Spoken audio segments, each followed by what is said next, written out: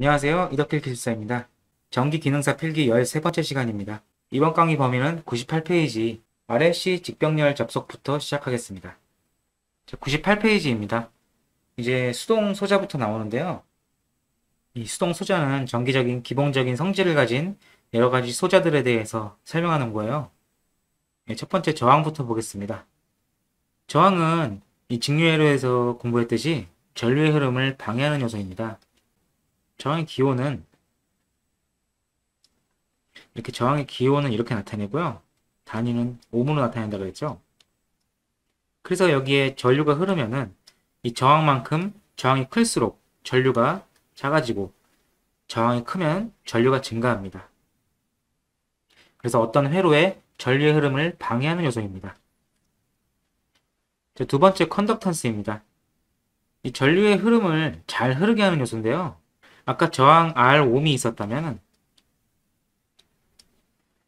이 저항의 역수로서 컨덕턴스로 표시합니다. 이 저항이 R이었다면 컨덕턴스는 G 모로 표시합니다. ohm의 단위 기호를 거꾸로 해놓은 거예요. 그래서 저항의 역수와 같습니다. 이 컨덕턴스가 크면은 전류가 잘 흐를 수 있습니다. 이 저항이 작아야 전류가 잘 흐르는데 저항이 작게 되면은 이 반대로 컨덕턴스 값이 역수이기 때문에 커지기 때문입니다. 자, 세 번째 인덕턴스입니다. 이 인덕턴스라는 것은 이 도체에 흐른 전류가 얼만큼 자속을 많이 발생하는가 이 비율을 나타낸 거예요. 자, 이 아래 그림은 이 앙페르의 오른나사 법칙입니다. 여기 도선의 전류가 이렇게 흐르면은 이 엄지손가락의 방향으로 전류가 흐른다면 이 나머지 손가락의 방향으로 자속이 발생한다는 그런 내용이 앙페르의 오른나사 법칙이었어요. 자, 여기 철심이 있고 이 코일에 전류를 흘려보겠습니다. 자, 이 코일에 여기 철심에 코일을 감아서 이렇게 전류를 흘리게 되면은 자속이 이렇게 발생하게 되죠. 이쪽 방향으로. 그래서 전류를 흘리게 되면 자속이 발생하는데 이 인덕턴스라는 것은 이 흘린 전류 대비 이 총 자속이 얼마큼 발생하는지 비율을 나타내는 상수예요. 그래서 만약에 전류를 2A를 흘려줬는데 이 총 자속이 4웨버가 나왔다. 그러면은 2분의 4 해서 2로 쓰고 단위는 헨리로 씁니다. 그래서 이 흘려준 전류 대비 자속이 얼마큼 많이 나오는지 그 비율을 나타내는 상수입니다. 자, 커패시턴스입니다. 이 커패시턴스는 전하의 축적의 능력을 나타내는 요소예요. 그래서 커패시턴스가 크면 전하를 많이 축적할 수 있고 커패시턴스가 작으면 전하를 조금 축적할 수 있어요. 예전에 직류회로에서 Q는 CV라는 공식을 배웠습니다. Q는 CV 쿨롱이라는 공식을 배웠는데요. 여기서 커패시턴스가 작으면 전하 축적량이 작아지는 것을 수식으로 볼 수 있습니다. 쉽게 예를 들어서 어떤 여기 물통이 있다고 한번 가정해 봅시다. 여기 물통이 있는데 이 물통 내부에 많은 물을 축적시키려면은 이 물통의 밑판 면적이 넓어야 되고 그리고 물통의 높이가 높아야 되는데요. 그래서 이제 커패시턴스를 밑판 면적에 비유할 수 있습니다. 이 커패시턴스가 작다는 것은 이 면적이 작다는 거죠. 그래서 높이가 같다고 하더라도 물을 조금밖에 충전을 못해요. 근데 이제 같은 높이라도 면적이 넓으면은 즉 커패시턴스가 크다면은 물을 많이 충전할 수 있죠. 이렇게요. 그래서 커패시턴스가 작은 여기 이 물통에서는 여기 전위가 V가 여기 V와 이 두 물통의 높이가 똑같다고 해도 즉 이 두 용량의 전압이 같다고 해도 이 밑판 면적이 다르게 되면은 이 물을 충전할 수 있는 양이 적거나 많아지게 됩니다. 그래서 커패시턴스가 작다면은 물을 조금 충전하고 커패시턴스가 크다면 물을 많이 충전할 수 있습니다. 여긴 Q를 많이 충전하고 여긴 전하 Q를 작게 충전할 수 있죠. 자, 지금까지 수동소자에 대해서 알아봤는데요. 이건 정기적인 기본 성질이기 때문에 이것에 대해서 직접적으로 시험에 나오진 않지만 자, 이제부터 이제 중요한 내용이 시작됩니다. 자, 이제 넘어가서 102페이지부터 보겠습니다. 여기 102페이지를 보시면 아래 회로 해석부터 L회로, C회로가 이렇게 시작되는데요. 이 각각의 소자에 교류 전압을 가했을 때 이 전류의 성질이 어떻게 변하는지 그거를 관찰하는 내용이에요. 그래서 이제 저항부터 시작하겠습니다. 여기 지금 저항 소자에 전압을 가합니다. 전압을 가하는데 이 순식값이라고 저번 시간에 Vm sin 오메가 t의 순식값을 가합니다. 이 Vm sin 오메가 t는 이 최대값이 Vm이고 이 최대값이 Vm이고 sin 오메가 t라는 것은 이 사인파라는 뜻으로 이 파형 자체가 사인파이기 때문에 그래서 이 순식값 자체를 Vm sin 오메가 t로 표시한 것입니다. 그래서 이 교류 전압에 이 저항을 달았을 때 전류가 어떻게 변하는지 보시면 이 저항이라는 자체가 전류의 크기를 줄인다 그랬어요. 오메 법칙에서 전류는 R분의 V이기 때문에 저항이 커지면은 전류가 작아지는 특성을 가지고 있습니다. 그래서 저항을 달았더니 전압은 이렇게 큰 전압을 가했는데 전류는 이렇게 작아졌습니다.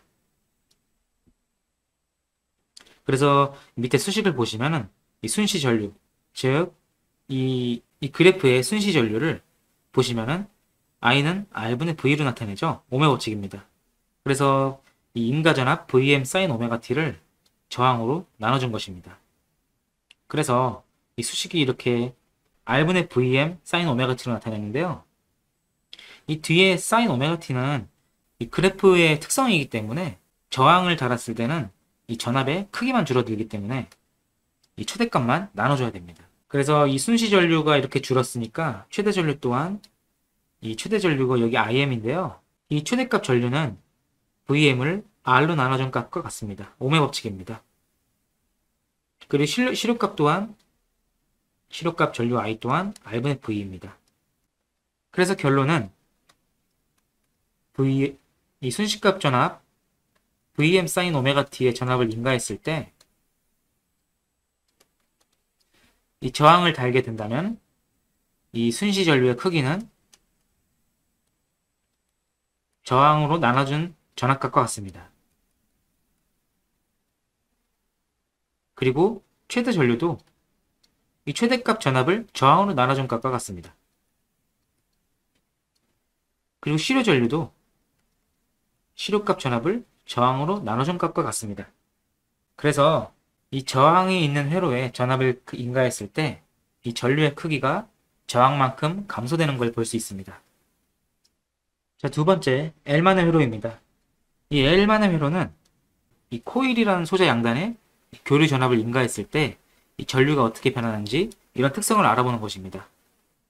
그래서 아까 인가 전압은 똑같이 이 순시 전압 Vm sin 오메가 t를 인가합니다. 이 전압을 인가했으면은 아까 저항 회로에서는 저항값만큼 전류가 줄어들었는데요. 이 코일만의 회로에서는 이 교류 전원에서 전류를 제한하는 요소인 이 리액턴스의 개념이 나옵니다. 이 코일만의 회로에서는 유도성 리액턴스라는 성분이 이 교류 전류를 제한하는데요. 이 코일에서 전류를 제한하는 유도성 리액턴스는 J 오메가 L로 표시합니다. 이 각속도 개념에서 오메가는 2파이 F라 그랬는데요. 그래서 J 곱하기 2파이 F 곱하기 L입니다. 그래서 유도성 리액턴스는 각속도와 방금 전에 배웠던 인덕턴스에 비례해서 이 교류 전류를 제한합니다. 인덕턴스가 크면은 이 전류를 많이 제한하고 인덕턴스가 작으면 전류가 많이 흐릅니다. 그래서 이제 오른쪽에 L만의 회로에서 그래프를 나타냈는데요. 여긴 지금 전류를 시작점 기준으로 놨는데 전압을 기준으로 한번 다시 그려보겠습니다. 왜냐하면은 이 순식값 전압 Vm sin 오메가 t라는 이 sin 오메가 t 표시가 0부터 시작하는 표시이기 때문입니다. 그래서 전압을 기준으로 그려야 됩니다.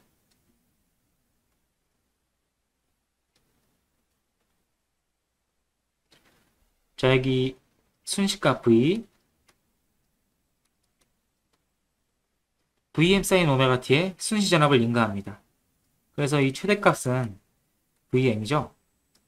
아까 저항만의 회로에서는 이렇게 전압을 인가했다면 전류가 이렇게 줄어드는 형태로 똑같은 파형으로 진행되는데요. 이 코일만의 회로에서는 이렇게 90도죠, 여기가. 여기부터 시작하는 성질을 갖고 있어요. 이 그림 보시면은 전압이 이렇게 파형이 이렇게 되는데 전류가 90도 늦게 출발하죠. 그래서 밑에 이제 순시 전류를 보시면은 아까 순시 전류 저항만의 회로에서는 I는 R분의 VM 사인 오메가 t였는데 이 L만의 회로에서는 유도성 리액턴스라는 성질로 이 전류가 제한되기 때문에 J 오메가 L이 들어가 있는 것입니다. 자, 그래서 순시 전류에서 이 허수의 특성을 이용하여 J 오메가 L분의 VM 사인 오메가 t로 나타내면, 자, 그래서 허수는 이 J에다가 J를 곱하면은 마이너스 1이 되는 허수의 성질을 갖고 있습니다. 그래서 분모와 분자에 J를 곱해주면 J 곱하기 J 오메가 L, 그리고 분자에도 곱해줘야죠. VM 사인 오메가 t 해주면은 이 분모는 마이너스 1이 됩니다. 그래서 마이너스 1 곱하기 오메가 L, 그리고 JVM 사인 오메가 t가 돼서 마이너스 오메가 L분의 VM, J가 빠졌네요.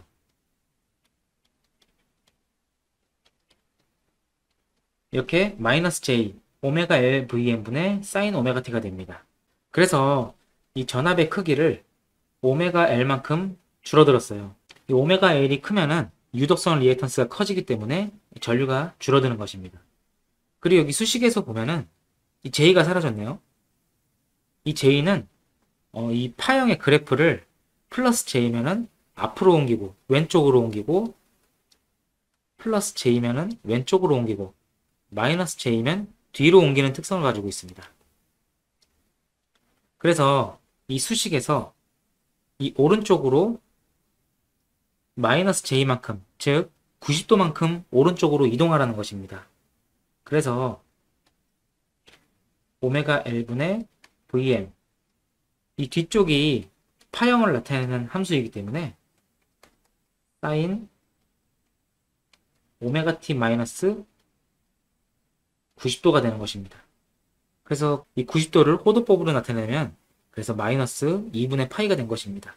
그래서 이 파형에서 보시면은 이 기본 이 사인 오메가 t 파형이었는데, 즉 오른쪽으로 마이너스 j만큼, 즉 90도만큼 이동하라고 해서 여기부터 시작하는 것입니다.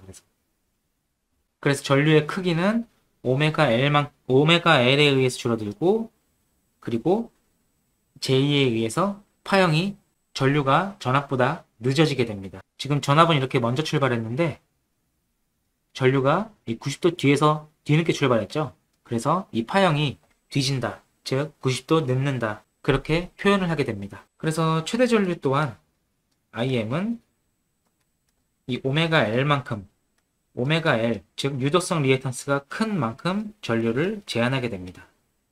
그리고 시료 전류 또한 오메가 L이 크면 클수록 전류가 줄어들게 됩니다.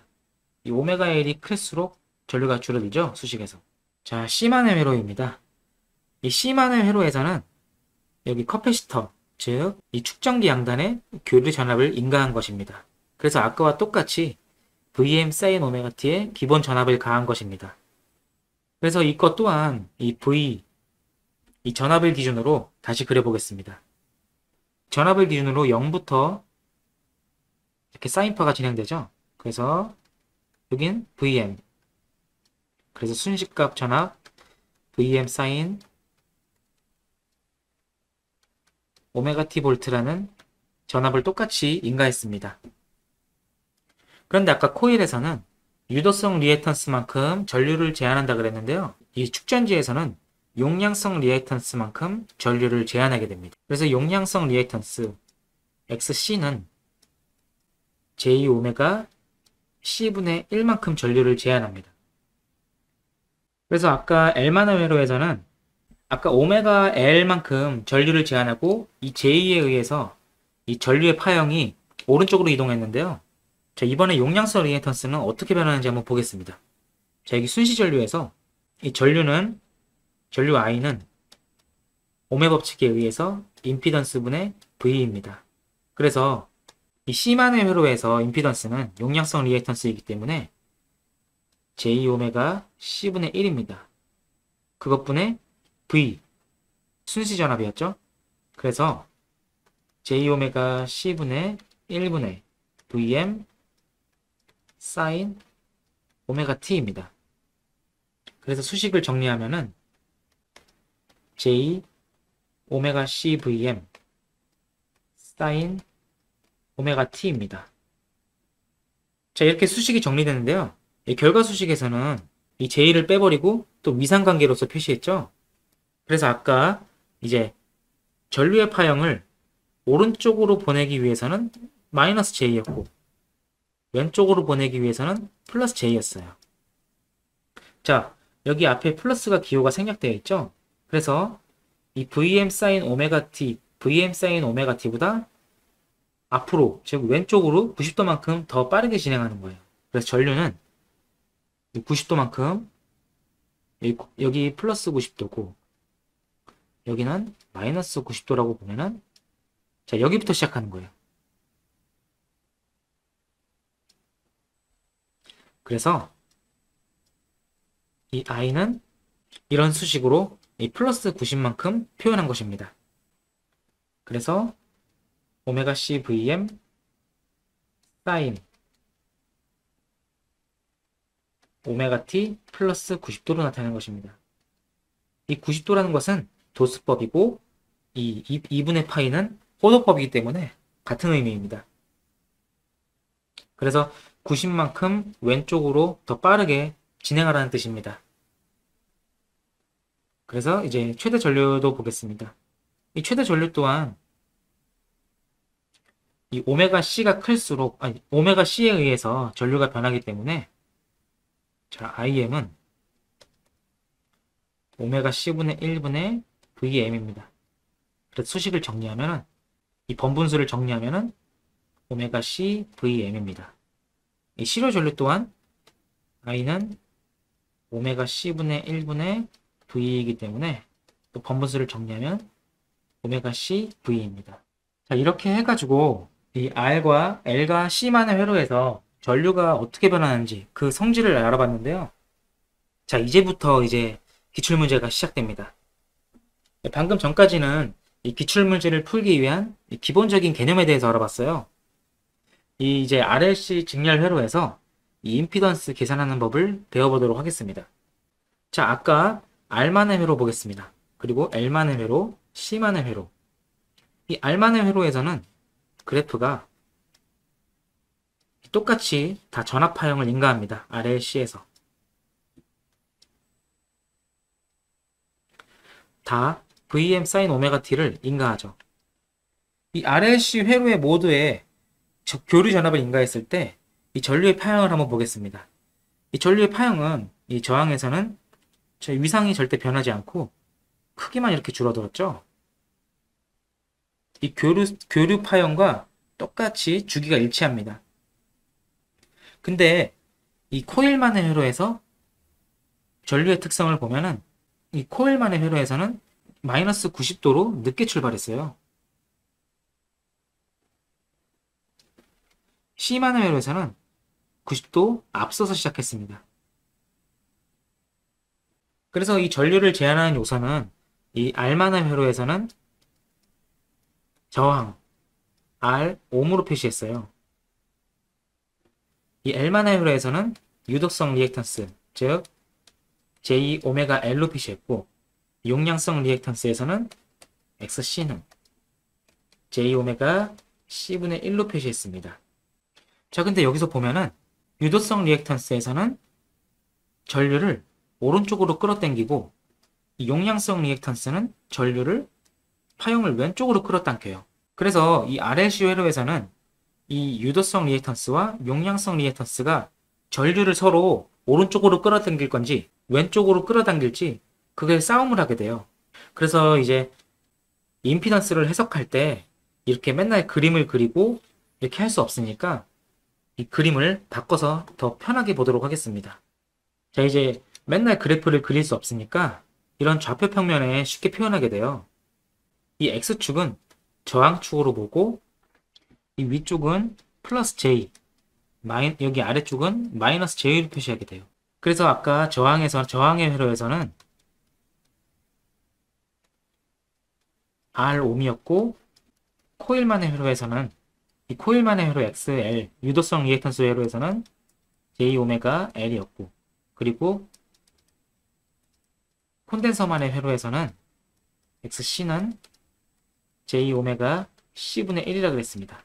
근데 아까 복소수 표현에서 이 분모에 있는 허수를 이 분자로 올리게 되면은 이 분모와 분자의 J를 곱해줘서 마이너스 J 오메가 C분의 1로 표시했습니다. 그래서 이제 좌표 평면상에서 이 임피던스를 한번 표시해 보겠습니다. 자, 저항은 X축으로 나갑니다. X축으로 나가기 때문에 저항이 3ohm이다. 그러면은 여기 이 3 지점에서 이 저항을 나타낼 수 있습니다. 그리고 코일만의 회로에서 유도성 리액턴스가 만약에 4ohm이다.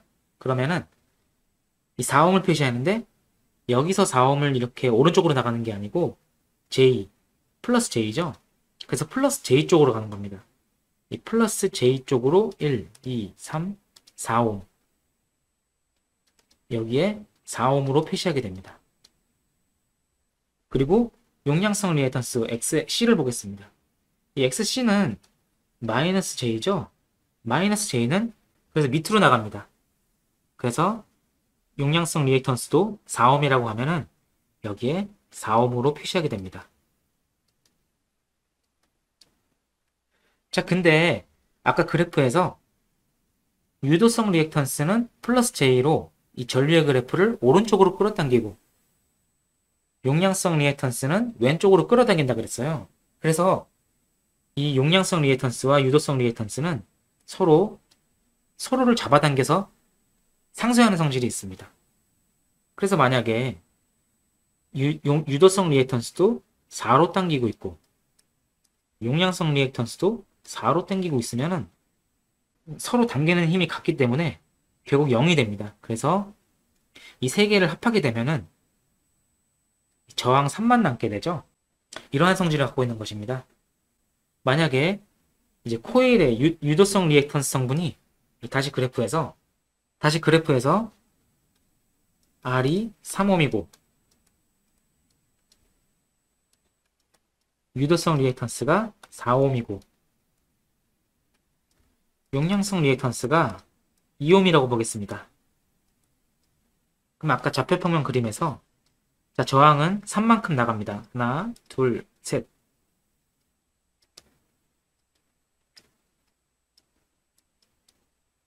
저항 3ohm이죠. 그리고 여긴 플러스 J, 여긴 마이너스 J입니다. 유도성 리액턴스는 플러스 J로 위로 4만큼 간다고 그랬습니다. 하나, 둘, 셋, 넷. 4ohm입니다.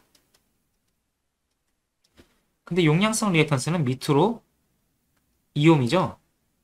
그래서 2ohm으로 표기해서 결국 위쪽으로 4만큼 당기고 아래쪽으로 2만큼 당기기 때문에 결국 남는 차이인 2만큼 남게 됩니다. 그래서 결국은 R이 3ohm이고 유도성 리액턴스가 이만큼 남는 것입니다. 그래서 표시를 임피던스는 R 플러스 JX로 표시합니다. 전 시간에 복소수의 간단한 계산에서 이 실수부와 허수부를 같이 계산할 수 없기 때문에 이 J를 붙인다 그랬는데요. 그래서 저항은 3이 남고 이 유도성 리액턴스는 2가 남기 때문에 J를 같이 표시해주면 J2로 표시하게 됩니다. 자, 여기까지 해서 이제 용량성 리액턴스와 유도성 리액턴스가 서로 상쇄되고 어떻게 계산하는지 한번 봤는데요. 이런 기본적인 이론을 토대로 이 임피던스를 계산하는 법이 이제 기출문제로 나오게 돼요. 자, 그럼 기출문제에 대해서 한번 보도록 하겠습니다. 자, 기출문제에서는 예를 들어서 방금 전처럼 저항이 3ohm이고 그리고 유도성 리액턴스가 8옴이고 그리고 용량성 리액턴스가 4옴이다. 이때 임피던스를 구하라고 나와요. 근데 아까 그림에서 이 R은 오른쪽으로 X축으로 가고 그리고 유도성 리액턴스는 플러스 J 위쪽으로 올라가고 용량성 리액턴스는 아래로 간다 그랬는데요. 아까 그림을 떠올려서 한번 보겠습니다. 자, 저항은 3만큼 갑니다. 그리고 유도성 리액턴스는 8만큼 가죠. 그리고 용량성 리액턴스는 4만큼 갔습니다. 그럼 이 위쪽과 아래쪽이 서로 당기면서 위쪽이 이기겠죠? 더 크니까요. 그래서 이 합산한 결과를 보면은 3과 나머지 4가 남게 되네요. 여기 8로 당기고 여긴 4로 당기니까 나머지 차이인 4가 남게 되는 것입니다. 이 전 시간의 복소수 표현에서 이 3과 4가 각각 X축과 Y축에 있을 때 직각작표 형식으로는 3 플러스 J 4라고 표현했고 그리고 극작표 형식에서는 얼마의 크기로 몇 도로 가라 이런 표시를 했는데요. 이 3과 4가 있으니까 피타고라스의 정의에 의해서 5이고 이 각도가 세타만큼 되는 것입니다. 피타고라스 정의에서 여기에 임피던스의 크기를 Z라고 했을 때 Z는 여기 X축 제곱 플러스 Y축 제곱에 루트를 씌워준 값과 같기 때문에 이걸 계산하면 5가 되는 것입니다. 그래서 이렇게 임피던스를 계산하는 방법이 많이 나오게 됩니다. 자, 이것 외에도 이제 방금처럼 유도성 리액턴스가 8옴이고 용량성 리액턴스가 4옴이다. 이렇게 주어지면 좋은데 인덕턴스로만 주어지는 경우가 있어요. 이 유도성 리액턴스는 J 오메가 L이라 그랬고 J 2파이 FL이라 그랬어요. 이 인덕턴스가 주어지고 주퍼스가 주어지면은 그때 유도성 리액턴스를 구할 수 있습니다. 우리 상용 주파수가 60Hz죠? 그래서 이 유도성 리액턴스를 구해보면은 이 XL은 2 곱하기 파이는 3.14죠? 3.14 곱하기 60Hz 곱하기 이 수식에서 주어진 L값, L값을 곱해주게 되면은 유도성 리액턴스 값이 나오게 됩니다. 그래서 이렇게 구하는 문제도 종종 나오게 되는데요. 이 용량성 리액턴스 구하는 문제는 거의 못 봤습니다. 그래서 유도성 리액턴스를 구하는 이 수식으로 유도성 리액턴스를 한번 구하는 것도 한두 번 연습해보고 넘어가시는 걸 권장드립니다. 자, 이제 교류에서의 오매 법칙입니다. 이제 기출문제로 전에 임피던스를 구했으니까 이 전류를 구하는 문제가 자주 나와요. 그래서 이제 임피던스를 구하는 이유가 어떤 전압이 주어진 상태에서 그 전류를 구하기 위한 변수이기 때문에 이 전류를 구하기 위해 임피던스를 구했습니다. 자, 이제 전압이 이렇게 순식값 14인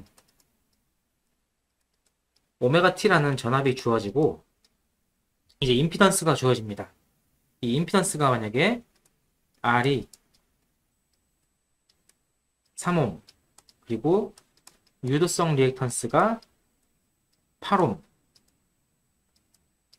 그리고 용량성 리액턴스가 4옴으로 주어진다고 해봅시다.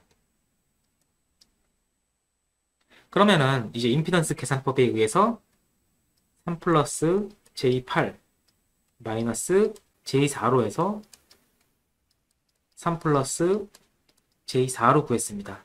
그래서 이 절대값은 5라 그랬죠. 이 크기가 5라 그랬습니다. 피타고라스의 정의에 의해서.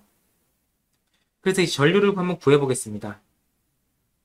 이 순시 전류는 임피던스 분의 순시 전압이죠. 그래서 임피던스 값을 구한 3 플러스 J4분의 순시 전압값이 됩니다.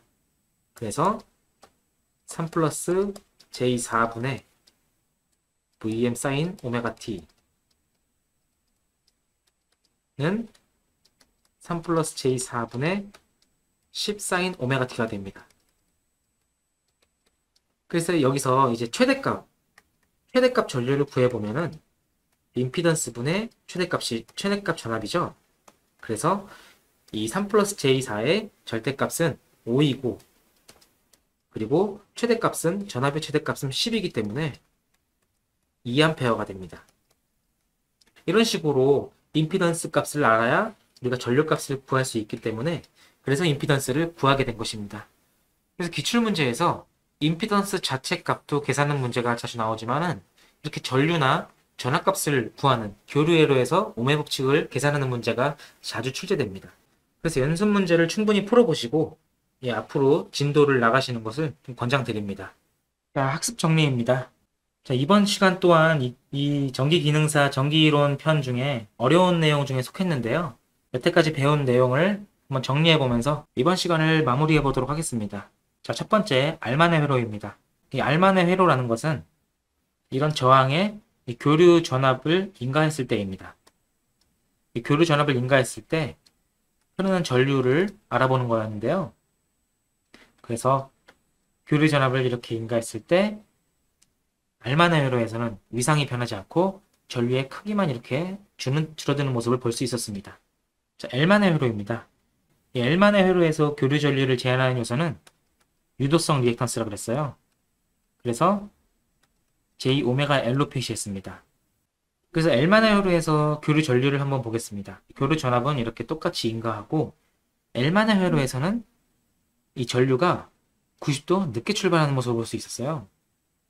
그래서 이 순식값 전압 V는 기준 전압인 Vm sin 오메가 t를 인가하고, 이 순시 전류 I는 Im sin 오메가 t인데, 오른쪽으로 마이너스 J만큼, 즉 오른쪽으로 마이너스 90도만큼 이동했으니까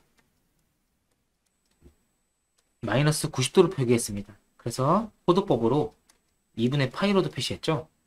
자, 결론은 L만의 회로에서는 교류 전압을 인가했을 때 전류의 파형이 전압보다 이렇게 90도 뒤지게 됩니다. 자, C만의 회로입니다. 이 C만의 회로에서 교류 전류를 제한하는 요소는 용량성 리액턴스 XC였죠. XC Jωc C분의 1이었고, 이 복소수 정리를 이용해서 마이너스 Jωc C분의 1로 표시했습니다. 그래서 이것도 역시 그래프로 한번 표시해 보도록 하겠습니다. 이 기준 교류 전압을 인가했을 때 이 교류 전류는 플러스 90만큼 먼저 출발했다 그랬어요. 그래서 교류 전류 파형이 이런 식으로 나타나게 됩니다. 교류 전압이 여기부터 시작하는데 전류가 90도 앞서게 되죠. 플러스 90도 플러스 J만큼 앞서게 됩니다. 그래서 C만의 회로에서는 전류의 파형이 전압의 파형보다 90도 앞서게 됩니다. 자, 네 번째, 임피던스 계산입니다. 자, 임피던스 계산은 이 RLC 이런 특성을 이용해서 이 임피던스가 교류 전류를 얼마큼 제한하는지 알아보는 거였는데요. 이 가장 중요한 요소가 L만의 회로에서 유도성 리액턴스와 C만의 회로에서 유도성 리액턴스가 서로를 상쇄시키기 때문에 이 크기가 줄어든다 그랬어요. 그래서 만약에 R이 3옴이고 유도성 리액턴스가 8옴이고 용량성 리액턴스가 4옴일 때, 만약에 이렇게 저항과 유도성 리액턴스만 있다면 3과 8이죠. 그러면 3 플러스 J8로 쓸 수 있는데, 여기에 콘덴서가 추가된다면 마이너스 J4가 되죠. 여긴 플러스 J, 위쪽으로 당긴다 그랬으니까 플러스 J이고, 아래쪽으로 당기는 용량성 성분인 마이너스 J 성분이 서로 상쇄됩니다. 그래서 이렇게 콘덴서를 달게 된다면 마이너스 J4를 통해서 결국 8과 4가 빼져서 3 플러스 J4로 임피던스 성분이 결론이 난다는 것을 볼 수 있습니다. 그래서 결론은 이 교류회로에서 임피던스 계산은 이 유도성 리액턴스와 용량성 리액턴스만 서로 잘 계산해 준다면 별 문제 없이 계산할 수 있습니다. 저항은 항상 그대로 오게 됩니다. 자, 다섯 번째, 교류회로에서 오매 법칙입니다. 이 직류회로에서 오매 법칙은 I는 R분의 V였습니다. 근데 교류회로에서 오매 법칙은 Z분의 V였습니다. 이 임피던스, 즉 전압을 임피던스로 나눠준 성분이 전류입니다. 그래서 방금 임피던스 계산을 통해서 임피던스 값만 잘 계산해 준다면은 이 전압값을 임피던스 값으로 나눠주기만 하면 되기 때문에 별 문제 없이 오매 법칙으로 교류 회로에서 전류를 잘 구할 수 있습니다. 만약에 아까 같은 회로에서 R은 3옴, 그리고 유도성 리액턴스가 8옴, 그리고 용량성 리액턴스가 4옴이었는데 계산을 잘못해서 이걸 더해버리면 3 플러스 J12옴이 되죠. 이런 실수만 하지 않는다면 이 오매 법칙에서 이 임피던스 값에 잘 대입할 수 있기 때문에 연습 문제를 많이 풀어보셔서 실수하지 않도록 꼭 넘어가시길 권장드립니다. 이번 강의는 여기서 마치겠습니다. 감사합니다.